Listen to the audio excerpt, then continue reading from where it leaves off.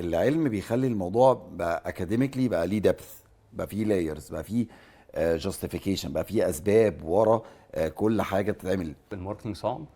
مختلف تماما عن اللي انت كنت فاكره. ولو فاكر بقى ان انت نفسك قصير، لف وارجع تاني، هي حاجه ليها مزايا وليها عيوب. مش مقتنعين ان هم ليهم دور، لا احنا عايزين نبيع. انت هتنزل تعمل تيك توك، خلاص احنا كده عملنا سكسس ستوري. احنا مش بنتكلم في بلو اوشن، احنا بنتكلم في ريد اوشن.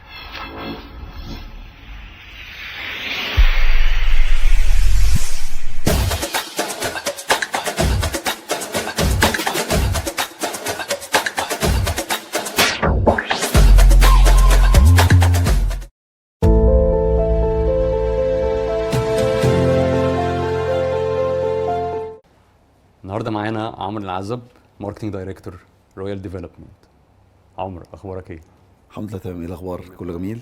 الحمد لله. عرفنا بنفسك وعرف الناس اكتر عن عمرو. انا اتخرجت في 2006 من كليه الشرطه، عالم مختلف خالص. قعدت اطور من نفسي في كورسز دبلوماز، لان لقيت نفسي في الباشن يعني في الحته دي اكتر. طلعت بعد كده اليو ان، كنت الهيد اوف بي اي او في السودان في اليونمد، اللي هو البابليك انفورميشن اوفيس. بعد كده رجعت عملت ايجنسي مع اعز اصدقائي، وقعدت شغال فيها. عملنا الحمد لله نجحت، الحمد لله كنت راضي عنها جدا. وبعد كده اتحركت لي كلاينت سايد، وبقيت الماركتنج دايركتور في رويال ديفلوبمنت سنه. هشتغل معاكم النهارده. رحله مختلفه وفيها تنوع وفيها قصه انترستنج جدا. الحمد لله. قلنا عن التغير ما بين ان انت كنت ضابط شرطه وانت اشتغلتها مش وقعدت فيها فتره، والنقله ان انت تشتغل في الماركتنج. دخلت الماركتنج ازاي؟ زي ما قلت لك، انا من ساعه ما اتخرجت وكنت حاسس ان انا الباشن بتاعي في حته مختلفه شويه. ما رضيتش ان انا ابقى قاعد ستيل في حته معينه، فخدت كذا كورس، خدت كذا دبلومه، اتعلمت كذا حاجه، سواء سيلف توت او من خلال التولز اللي كانت موجوده ساعتها. كان بدايه بقى اليوتيوب وكده. فابتديت اتعلم اكتر جرافيكس، وبعد كده من الجرافيكس ابتديت ادخل على الماركتنج. ابتديت ادخل في حته ادفانسد اكتر، ابتديت اشتغل بايدي اكتر. ابتديت افهم استراتيجي اكتر. ابتديت اتعلم بعد ما انت كنت باصص على الموضوع من بره، ابتديت تتعلمه يعني تتعلمه كعلم اكتر، تثقل الموضوع عندك بعلم اكتر. وبعد كده ابتديت ان انا لما عملت الايجنسي، انا واصحابي كنا بنبتدي نليد فكره الماركتنج بقى از هول، هوليستيك كونسبت يعني. نبتدي نليد الموضوع ده اكتر. عملنا الحمد لله اكتر من 90 براند فروم سكراتش، عملنا حاجات كتير الحمد لله في الفتره دي. وبعد كده كنت حبيت ان انا اكسبلور الجيرني بتاعتي اكتر في الماركتنج، من خلال بقى كلاينت سايد بعرف اقفل بيها اللوب اكتر. و and that's it. شفت الماركتنج ازاي لما دخلت الكارير عن قبل ما كنت بتشوفه من بره؟ لا يعني الموضوع اختلف تماما. في الاول وانا بره، الموضوع ما كانش بيبقى اكتر من ان انا شايف لوجو شكله عامل ازاي، الوانه عامله ازاي، الكامبين دي حلوه، الكامبين دي وحشه، الاعلان ده حلو. ما كنتش ببقى شايف ما وراء الاد، ما وراء البوستر، ما وراء الديزاين، ما وراء الاد نفسه يبقى عامل ازاي.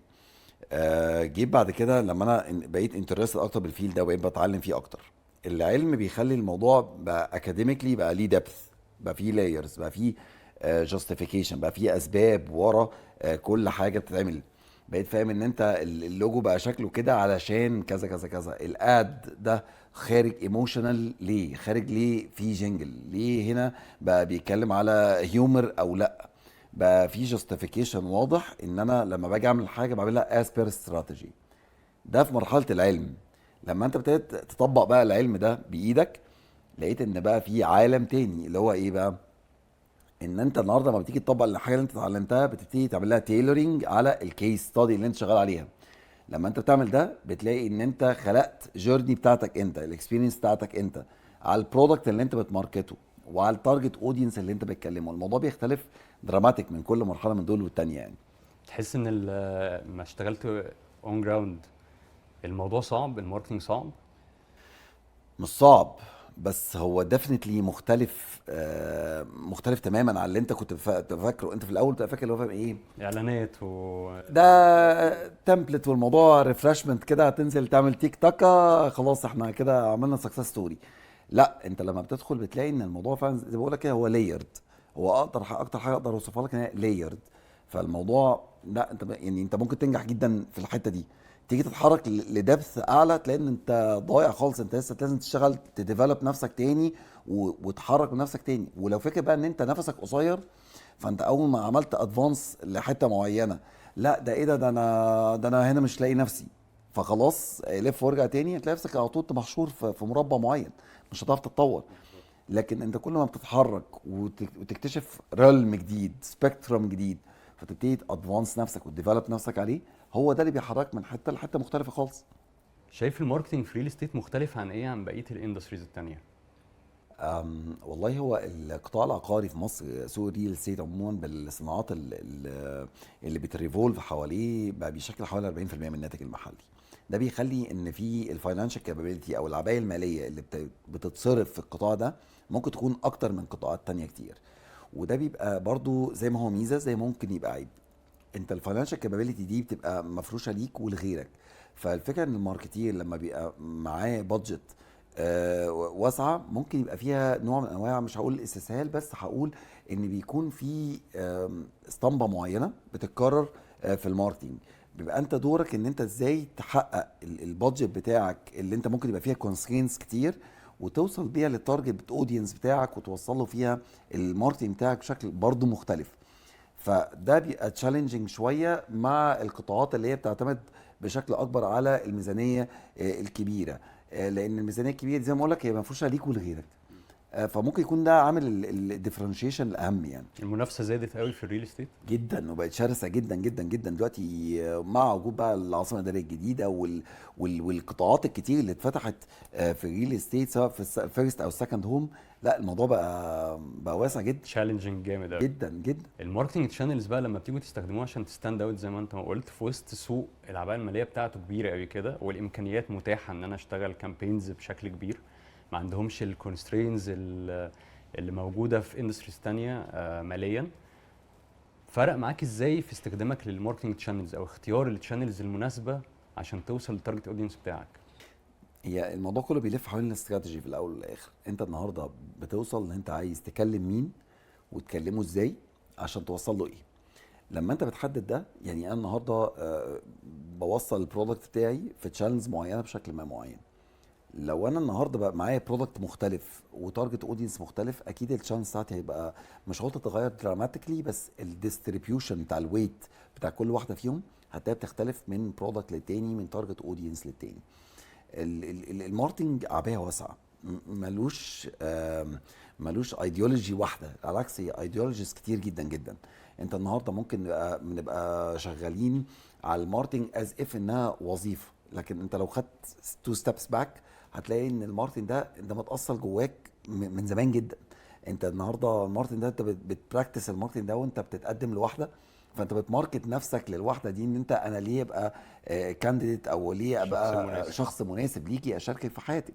انت بتماركت للايديا بتاعتك من ايام ما انت كنت في الكليه بتقول لباباك انا عايز اطلع رحله وعايز فلوس عشان مسافر مع اصحابي بره. فانت عايز تقول لهم انا ليه انا شايف ان دي فكره كويسه وهيرفلكت عليا ازاي في المذاكره وفي الاجتهاد وفي البيت.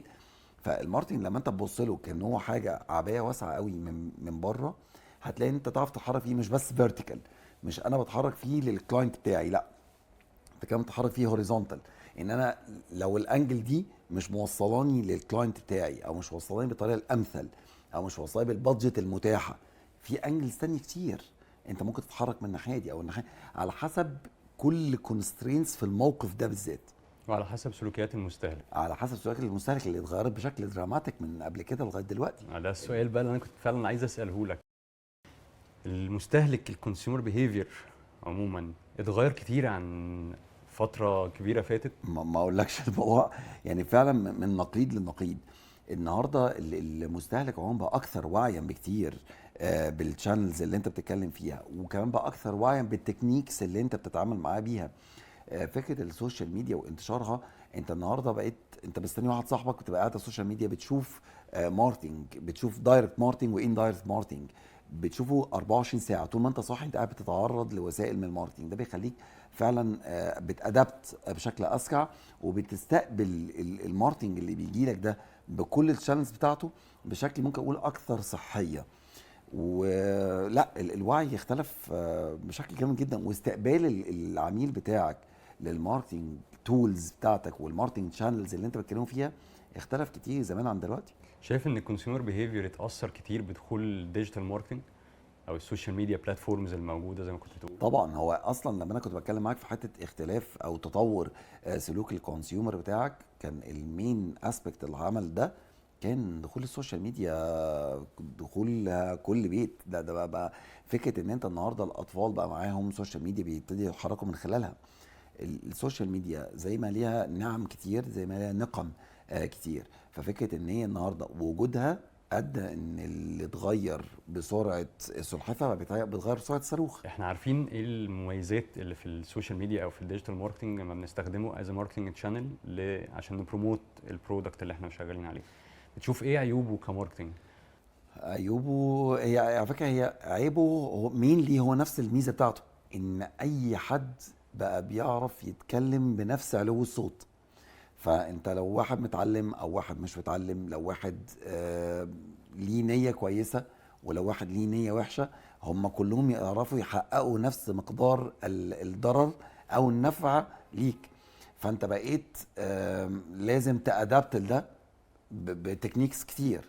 بس انت لازم تبقى فولي اوير ان الماركت ما بقاش زي قبل كده، والعميل اللي قدامك ما بقاش زي قبل كده، سواء بالنوايا الكويسه بتاعته والنوايا اللي مش كويسه بتاعته. ايه رايك في الاي اي والتكنولوجيا الجديده اللي داخله علينا؟ انا شايف ان دي ممكن تكون من كل شويه التكنولوجيا عموما بتاخدنا في ليبس، قفزات واسعه.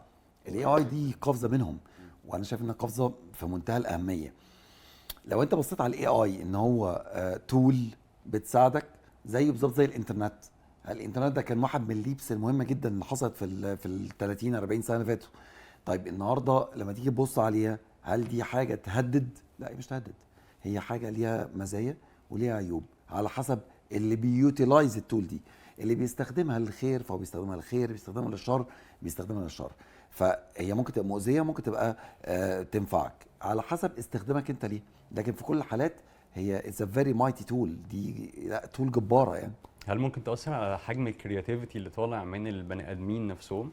حتى الان انا ما شفتش اي اي تول كرييتيف. انا شايف اي اي بيكسكيوت بشكل جبار، لكن الاي اي ده من غير البرومبت اللي انت بتديها له، من غير الكرياتيفيتي اللي انت بتحقنها جواه من خلال الاوامر اللي انت بتديها له، انا ما شفتش بصراحه ان هي، يعني انا ما شفتش الاي اي يقدر يريبليس كرياتيفيتي ويقدر يريبليس اكسكيوشن. لكن الكرياتيفيتي دي انا شايفها دي حاجه صفه بشريه اصيله، وممكن يكون ده الحاجه الوحيده اللي انت تقدر تختلف فيها عن اي اي تول موجوده النهارده. الماركتنج تيم بتاعك لما بتيجي تختاره بتشوف ان ايه اهم الفاليوز او الاثكس اللي المفروض تبقى في الكانديديت نفسه؟ والله كعلم ماركتنج عموما انا شايف ان في اثكس هي بيلرز لازم تبقى موجوده فيك عشان تعرف تكبر اكتر، وبالذات في علم زي علم الماركتنج. اولهم الامانه والنزاهه. ليه؟ انتجريتي. انت النهارده بتماركت لسلعه او بتماركت لسيرفيس، بتماركت لبرودكت. انت النهارده في ايدي ان انا النهارده ابقى بوصل لك فكره حقيقيه، لامعه، براقه بس حقيقيه عن المنتج او السيرفيس دي. او ممكن للاسف الماركتير اللي هو ممكن يفتقد للانتجريتي، ممكن يبقى كل هدفه ان انا بلمع البرودكت، بلمع السيرفيس اند ذاتس ات. طب انت بتدي فكره غير حقيقيه عن برودكت او سيرفيس لكلاينت، ما هو هيجي يدخل في حاجه زي كده يلاقي ان ده مش ده اللي هو اتوعد بيه. فمن اولهم هي الامانه والنزاهه. تاني حاجه فيهم طول النفس. للاسف الاكتر تشالنج احيانا بلاقيه ان اي حد بيدخل اي باب، ايه ده ما لقيتش اللي انا عايزه في اول اوضه هفتح الاقيها، يبقى لا، يبقى دي مش سكتي. لا، انت محتاج تعرف انك هتديفلوب نفسك. لازم يبقى في عندك خطوات او اهداف قصيره الامد وطويله الامد، في لونج تيرم شورت تيرم. انت لو انت مش عندك الصبر الكافي، وبالذات في الماركتنج انك تبقى فاهم ان البراند ايكويتي بتتبني بوقت وبتتبني باستراتيجيز، يبقى انت مش هتعرف تنجح في الماركتنج زي ما انت فاكر انك هتنجح، او دايما هيبقى نجاحك مرتبط بالاهداف قصيره الامد. طب بتشوف ان الشركات بقوا عندهم صبر اصلا للوقت دوت؟ ياخدنا بقى دي حته تانية. الكوربريتس او الشركات عموما كانوا زمان بيشوفوا ان الماركتير او الماركتنج ديبارتمنت عموما ككل ده القسم الاداره اللي بتصرف فلوس الشركه. اه تمام. ايوه يعني احنا ايه اللي ده بيصرف حقيقي. فلوس الشركه ومش مقتنعين ان هم ليهم دور، لا احنا عايزين نبيع. هل شايف ان النظره دي اولا زي ما هي؟ لا انا شايف ان ما هو زي ما الكونسيومر اتغير، مع فكره الكونسيومر ده في مكانه ما بيبقى هو ده البيزنس في مكان تاني. يعني انا النهارده مثلا شغال في ريل استيت، بس انا بالنسبه للموبايل اندستري فانا كلاينت، بالنسبه للاوتوموتيف اندستري فانا كلاينت. فانا بيزنس سايد من ناحيه، بس كلاينت سايد من ناحيه، من نواحي تانية كتير. فزي ما الكونسيومر اتطور، هتلاقي الكونسيومر ده في البيزنس بتاعه بقى بيبص للماركتنج بصه مختلفه. فلا الموضوع ما بقاش ان احنا القسم الفريش اللي بنيجي نعمل فان داي هنا ونفرقع فلوس الشركه بشكل ما او اخر. لا الموضوع اتطور الحمد لله طبعا جدا. بس في نفس الوقت بقى محطوط عليك مسؤوليه، لان طول ما انت بتبقى فولي اوير من الرول بتاعك فده بيبقى كويس. بس في نفس الوقت بقى انا مستني منك بقى الاهداف بتاعتك، وده بالنسبه لنا بيبقى مفيد جدا للماركتير الشاطر. هو عارف اللي ليه واللي عليه. ذاتس فير. بتشوف ايه مميزات او عيوب الاجيال الجديده لما بتيجي تهير حد جديد؟ والله مين لي عموما حاسس ان الصبر بقى فيه تشالنج في كبير. لاك في لاك في الصبر. في لاج في الصبر فعلا. يعني هو الفكره كلها ان هم نفسهم بس ممكن يبقى اقصر من عندنا شويه، علشان الحياه عندهم بقت سريعه جدا.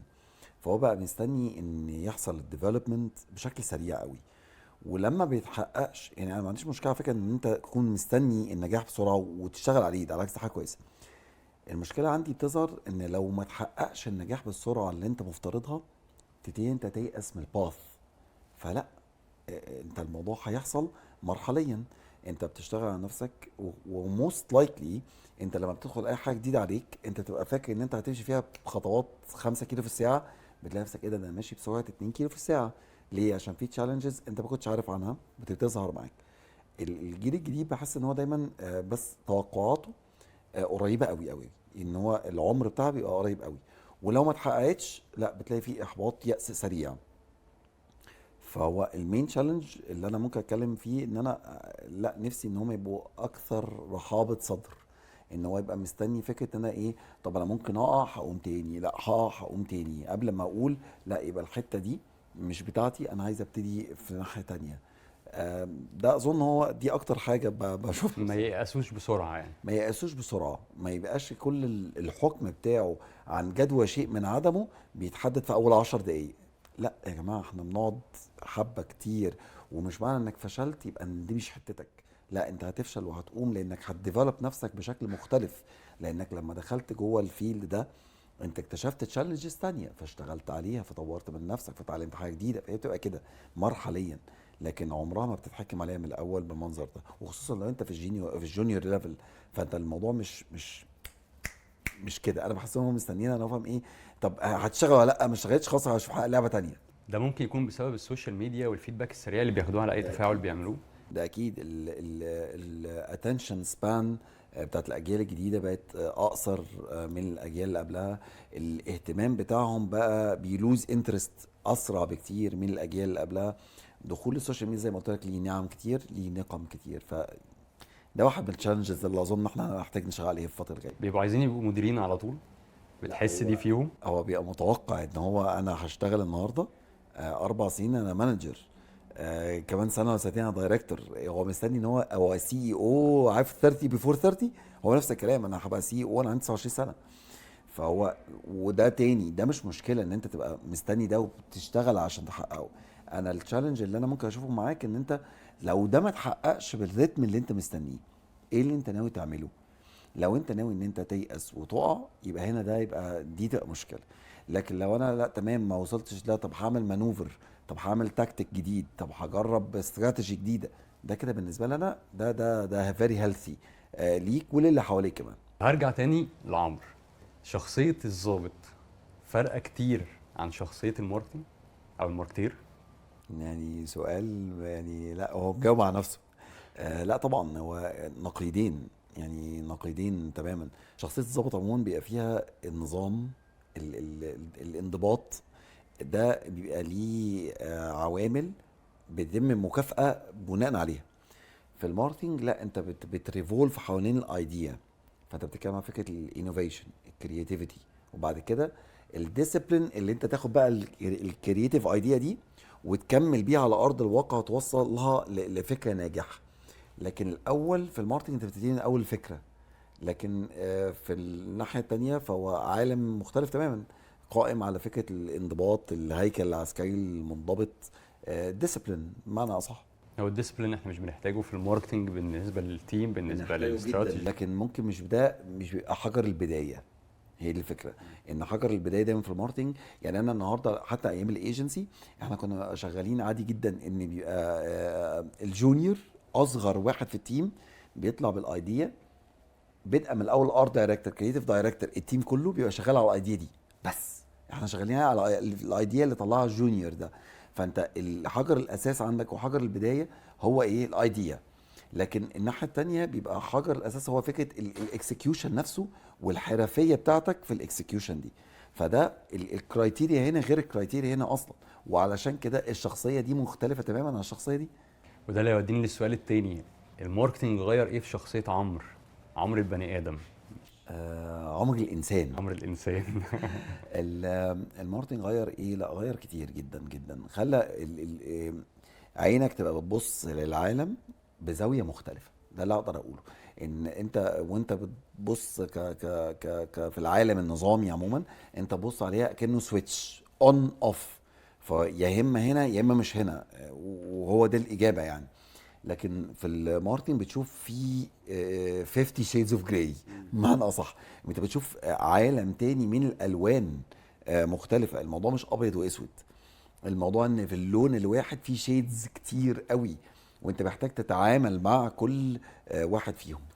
بيدي حلول كتيره، بيوسع البرسبكتيفز، بيغير بشكل البرسبكتيفز مرعب، بتاعت البني ادم. بشكل مرعب. البرسبكتيف بيبقى اوسع بكتير، المنظور بتاعك، المنظور نفسه، البرسبكتيف فعلا بيبقى اوسع بكتير جدا. فانت بتبقى شايف حاجات انا نفسي امبارح ما كنتش ببقى واخد بالي اصلا من وجودها. لا النهارده ببقى حساس جدا ناحيتها، ان هو لا خلي بالك ده دي لو اتحركت كده هتسمع بعديها في حاجات تانية مختلفة كتير. بقيت مرن اكتر ومتجاوب اكتر مع الحاجات المتغيرات اللي بتحصل حواليك. مرن اكتر بكتير، متجاوب اكتر بكتير، لا وريسبونسيف اسرع بكتير. لان عموما الدايناميك بتاع الماركتنج ممكن يبقى اسرع بكتير جدا من الدايناميك بتاع فكره الديسيبلين عموما يعني. بتشوف ان الاحسن ان انت يبقى عندك الديبارتمنت بتاعك كله ان هاوس، ولا ان انت تشتغل مع ثيرد بارتيز بيعملوا الشغل بتاعهم بشكل مختلف؟ طب هو ليه يبقى ايذر اور؟ لا انا شايف ان انت لازم يبقى بتبقى عندك حاجات كتير، تالنتس كتير عندك ان هاوس، بس في نفس الوقت انت ما ينفعش تخسر ابدا الدايفيرس نيتشر بتاعت الاوت سورسنج ايجنسي. الاوت سورس ايجنسي النهارده من اقوى الحاجات فيها ان النهارده هي بتتعامل مع ريل استيت، بكره مع الفود اند بافرج، بعده مع الاوتوموتيف، بعده مع كذا كذا كذا. ده بيخلي عينيها دايما حتى وهي شغاله على نفس الاكونت بس هي عندها دايما الفريش اي، على عكس الان هاوس تالنتس. لما انت النهارده بيبقى عندك امبلوي ان هاوس مهما كان هو قدرته او الكرياتيفيتي بتاعته، بس غصب عنه بيبقى البرسبكتيف بتاعه بيبتدي يتقفل تاني او يتلم تاني في حته معينه او في انجل معينه. فلا انا الصح ان انت تبقى عامل مزيج ما بين الاوت سورس تالنتس والان هاوس تالنتس. بتشوف ان فكره ان لما الشركه بتيجي تطلب ان هي عايزه ماركتنج مثلا مانجر او ماركتنج دايركتور، يقول لك لازم يبقى اكسبيرينسد. مثلا لو احنا بنتكلم على مجال العقارات او التطوير العقاري، دايما يقول لك لازم يبقى اكسبيرينسد في الحته بتاعه العقارات، لازم يبقى جاي من نفس الباك جراوند، من نفس السكول. هل شايف ان دي ميزه، ولا المفروض ان الماركتير يشتغل في كذا اندستري باختلاف الاندستريز او البيزنس؟ برضو ما اقدرش اقول المفروض كذا، بس اقدر اقول لك ان دي ليها مزايا وعيوب ودي ليها مزايا وعيوب. اول حاجه الاول ناخد خطوه لورا، فكره المانجر او الدايركتور. خلينا نتكلم عن الدايركتور بشكل اشمل شويه. الدايركتور ده هو بيجي عشان بيحدد اتجاهات واستراتيجيز. الاتجاهات والاستراتيجيز دي في طبعا لو هو شغال في الاندستري من زمان ده بيخليه ان هو باني ده بناء على ريل لايف اكسبيرينس هو اشتغلها بايده. ولكن مش معنى كده ان لو جه حد من بره الاندستري لا هو كده عطلان او هو كده ده اختيار فاشل. انا مش شايف دي. انا شايف ان انت النهارده بتعرف تدير تالنتس بشكل عامل ازاي. احنا النهارده لو انا قلت لك ان انا من ضمن اكتر ناس ناجحه اشتغلت معاهم كمديرين، لا ممكن ملوش دعوه بالماركتنج اصلا في حاجه، ولكن لا هو عارف ازاي يدير الكرييتيف بيبل اوف ماركتنج، يدير التالنتس اللي تطلع له احسن برودكت. ففكره المانجيريال ليفل عموما، انا مش عايز اقول اتس ماست ان هو يكون منين، لا، بس اللي اقدر اقوله ان في بروز اند كونز ليه لما يكون هو ابتدى من الاندستري وكبر فيها، فهو برضه شايف الحته دي بس في الاندستري، ولما بيكون اتحرك من كذا اندستري بيبقى لم انسايتس من هنا وهنا وهنا وهنا. لو هو عارف يهارفست الكلام ده كله صح، لا انا شايف ان ده ممكن يبقى سلاح اقوى واشمل للكيان بكتير. ما بتخليهوش يكرر نفس اللي كان بيعمله هو جاي من نفس المدرسة، فبيكرر راح شركة تانية بيعمل نفس الاكتيفيتيز او بيعمل نفس الاستراتيجي. كل واحد فينا مهما كان درجة علمه او قوته بيتحط في بعض المواقف بيحس ان هو فيها vulnerable fragile، هو مهدد بشكل ما او اخر. فكبشري انت بتعمل ايه؟ بترجع للكومفورت زون بتاعتك. اول ما تحس ان انت ايه ده انا مزنوق دلوقتي، فبترجع للحل الامن اللي انت طبقته مره واثنين وثلاثه، وبتبتدي تبراكتس ده تاني حتى لو حاولت تغير فيه. لما انت بتبقى انت اكسبوزد لحتت كتير، ففي ارياز كتير في مخك بتبقى نورت بشكل ما معين. فانت لو عرفت تهارفست ده هتعرف تكونكت ذا دوتس بشكل يخدم في الاخر الانتيتي اللي انت شغال فيها، يخدم في الاخر على البرودكت اللي انت بتحاول تماركت له. ايه اكبر تحدي شايف ان انت عديت بيه في الماركتينج؟ ممكن كان لسه في ايفنت كنا بنعمله من شهرين، وكنا مسطبينه يعني in a very professional way، وكنا شفنا السبيكرز اللي هيجوا يتكلموا معانا فيه يعني، واللي هيقدموا الحفله وكل حاجه، لان احنا كنا عايزين نقدمه بإديوكيشنال كونتنت بشكل مختلف ومعين. جه قبل الايفنت ب5 ايام بالظبط، للاسف حصلت ميديكال ايمرجنسي خطيره جدا عند المين سبيكر. طبعا كان كل السبورت ليه يعني في الموقف ده. ولكن احنا بقى على الناحيه التانيه، انت ازاي تريزولف ان هو بعد 5 ايام انت كنت عامل حسابك ان هو هيبقى طالع، لا هو مره واحده هو مش موجود، هو مش متاح. فانت ازاي تريزولف من ده؟ وهنا بتبان بقى اهميه ان انت وانت اصلا شغال استراتيجيك قبل ما تقول ان مين هيعمل لي ايه، بس وانت شغال استراتيجيك بتحط بلان اي، بلان بي، بلان سي، وكل واحده فيهم بتحط لها الاكزيت استراتيجي بتاعتها. امتى انا هبطل امشي في السكه بتاع بلان اي وهمايجريت لبلان بي او بلان سي او وات ايفر. وده اللي نجدنا ساعتها. انت في خلال 5 ايام احنا حرفيا، انت الايفنت كان ماشي يمين بقى ماشي شمال، كان ماشي فوق بقى ماشي تحت. انت بتغير الدايناميك بتاع الايفنت نفسه. والحمد لله الحمد لله نجح جدا، والحمد لله الناس اتكلمت عنه كله بالخير. وده اللي لحقنا فيه فكره البلان بي سي والاستعداديه للتغيير، فكره ان انت ازاي تادبت وبسرعه. الماركتير دايما بيواجه الحاجات دي في كل شغله، وان كان في ايفنت او في معرض او في تصوير. كتير كتير كتير. ما هو تاني فكره ان عندك فاست دايناميك في الاندستري عموما، ده بيرفلكت عليك في كل حاجه. فكره ان كل حاجه بتتغير بسرعه، فكل حاجه بتتغير بسرعه للاحسن وللاوحش. فانت لازم تكون بتعمل من اجل الاحسن، بس انت مستعد للاوحش، وتعمل حساباتك على هذا الاساس. شايف ان التي في سيز او الشانل بتاعت التلفزيون بعد ظهور الديجيتال فقدت اهميتها؟ اجي اقول لك النهارده، لو مثلا هديك اكزامبل، انت النهارده في رمضان وانت بتفطر، انت بتعمل ايه؟ اتفرج على التلفزيون. تتفرج على التلفزيون. مفيش تشانل اقدر اقول فقدت اهميتها، ممكن اقول ان الويت بتاعها اختلف. الويت بتاعها والديستريبيوشن بتاعها اختلف. انا النهارده ممكن افوكس مع التلفزيون في حته معينه في سيزون معين بشكل ما معين، لكن ما اقدرش ابدا اقول ان التلفزيون، وانا مش بحصر ده في رمضان على فكره، بس ما اقدرش اقول ان التلفزيون فقد اهميته. لا هو موجود واهميته موجوده وحاضره، ولكن لانهي اندستري، لانهي تارجت اودينس، بانهي برودكت، بانهي طريقه بتكوميونيكيت بيها ازاي، كل دول بيتحطوا مع بعض في ماتريكس معينه، في الاخر بتطلع ان هل الانسب ليا وللبرودكت بتاعي للسيرفيس بتاعتي ان اطلع دلوقتي في التلفزيون اقول المسج الفلانيه، ولا لا الديجيتال يبقى احسن، ولا لا اعمل اكتيفيشن اوف لاين يبقى احسن. كل واحد منهم بيبقى ليها بروز اند كونز بتاعتها.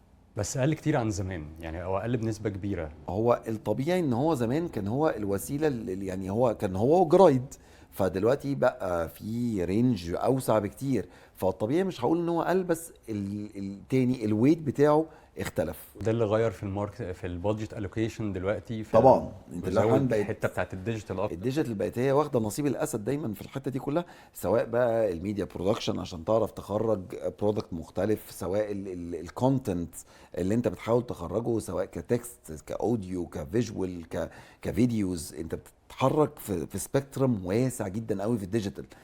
فانت طبعا بقى واخده نصيب الاسد دلوقتي. المعارض الفتره الاخيره حاسس انها اتاثرت بالظروف الاقتصاديه؟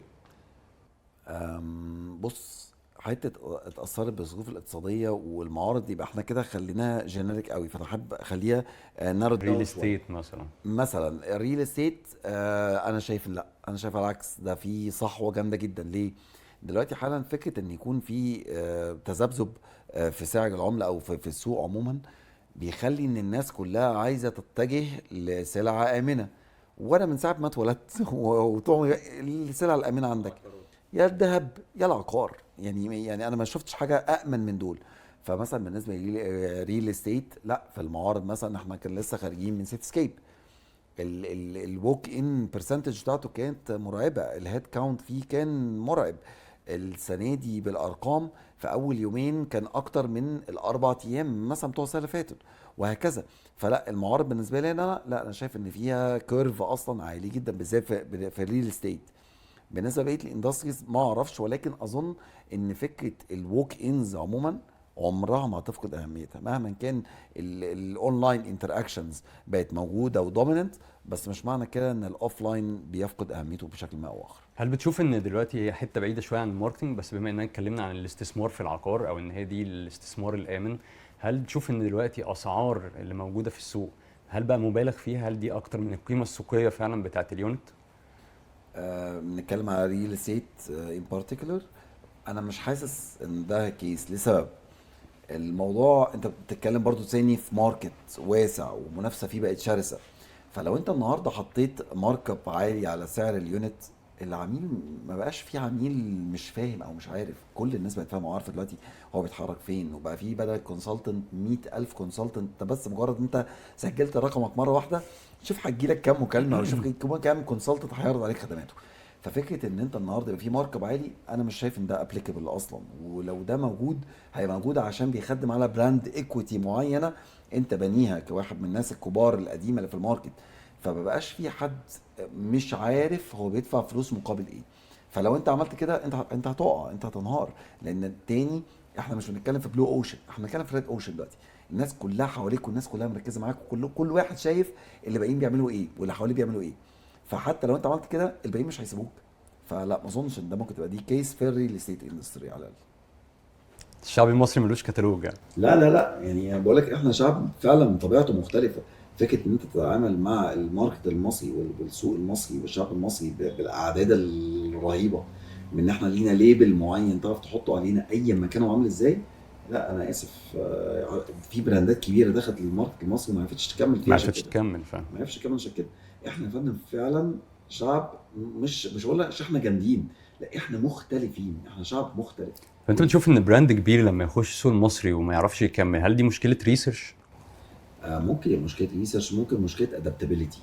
يعني النهارده البرودكت بتاعك ماشي بشكل حلو هنا، ومش ماشي بشكل حلو هنا، هو ماشي بشكل حلو هنا وهو بيتكلم بالطريقه الفلانيه باللانجوج الفلانيه مع الشخص الفلاني. فانت لو انت ما عرفتش تغير كل ده مع الشعب المصري، انت مش هتعرف تمشي مع الشعب المصري بمنتهى البساطه. يعني المشكله مشكله ادابتابيلتي، من ضمنها طبعا الريسيرش. لان انا عشان اعرف اعمل ادابتيشن لازم الاول اعرف الناس دي مستنيه مني ايه عشان اعرف اكلمه. انا مش موضوع ان انا اقول لك اللي انت عايز تسمعه، انا اقول لك اللي انت عايز تسمعه بالطريقه اللي انت عايز تسمعها باللغه اللي انت عايز تسمعها بالشكل المناسب للايدنتيتي بالشكل بتاعتي. المناسب اللي يبقى ماشي سيمليس مع دي الايدنتي بتاعتي. الايكويشن الصعبه اللي احنا مش دايما صعب طول الوقت جدا. بنحلها. لا ومع المصريين فعلا ما بيكونش صعب جدا. عمرو العزب لو رجع بيك الزمن هتاخد نفس الباث؟ الحمد لله هاخد نفس الباث، بس هاخده بدري. يعني انا دايما عندي احساس ان انا ايه، لا انا متاخر، انا دايما متاخر على اللي حواليا، لازم اجري اسرع، لازم تبقى خطوتي اوسع. فلا هبتدي اكيد بدري عن كده كمان ان شاء الله. يعني ده التغيير الوحيد اللي انت ممكن تشوف ان انت محتاج تعمله. تغيير وحيد غير كده لا، انا راضي جدا جدا عن المزيكا، الحمد لله انا ماشي لغايه النهارده. عمرو عزب نورتني اتشرفت بيك النهارده. واتشرفت بيك. ربنا يخليك. يا رب تكون كنت مرتاح ومبسوط معانا في أنا الانترفيو مبسوط السريعه دي. ومستني الانترفيو الجاي ان شاء الله. ان شاء الله. ان شاء الله. نورتني. شكرا جدا لذوقك. لو حابب تجوين فريق رويال ديفلوبمنتس ابعت على الايميل اللي موجود على الشاشه.